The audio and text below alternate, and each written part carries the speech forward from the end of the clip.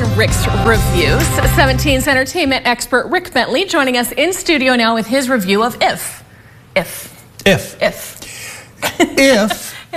director-writer John Krasinski had known his audience would have only been kids and people with childlike hearts, he would have had a great hit on his hands. Okay.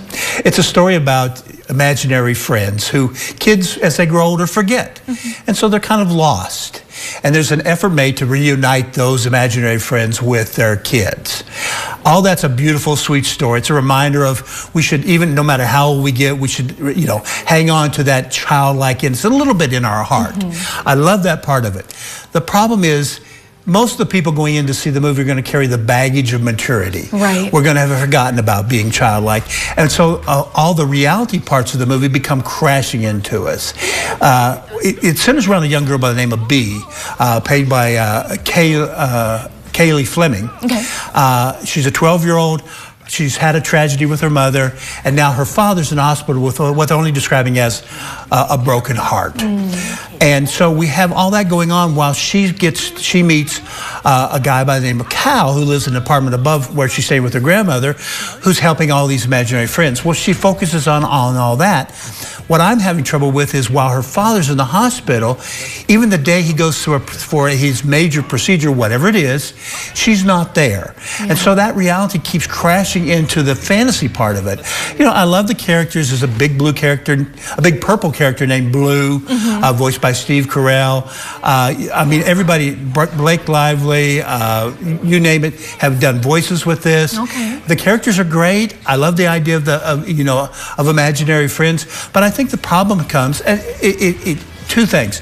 Ryan Reynolds is good, but he's not the right casting here. Okay. He's so good as like Deadpool, playing those snarky kind of, and so they have to keep writing little things into to make him to fit his character, and rather than the character fit him. And so he doesn't seem like a kid-friendly kind of actor. It doesn't. Yeah. It doesn't. And also, Krasinski just breaks his own big rule, and I can't say much about it because it ruins the film for people. Okay. But you can't establish a major rule and then break it to get to the ending that you want. Okay. So that hurts the film. And then for some weird reason, it's set in the 90s, and all I can figure is that maybe somebody has said, with cell phones so popular, kids don't have imaginary friends anymore. Yeah. They have cellular friends. Yeah. I don't know. But all these things sort of add up. If it had just been enough about the imaginary friends, that's also sweet. I love that idea. But unfortunately, it lives in a real world, and that keeps crashing into it and hurts for me. Okay, so I'm one of those, I tend to, when I see things on the TV or on my phone, I have it muted. I'm doing something else. And so when I saw that trailer go by, I thought, what is that? But then I saw John Krasinski's name. Right. I saw Ryan Reynolds, and I thought, oh, maybe I'll check it out. Now, what's your grade for it? Should I check it out? It's a C+ for me. Okay. So I would definitely, even though it's going to be hot this weekend, it'll be a great time to go to the movies.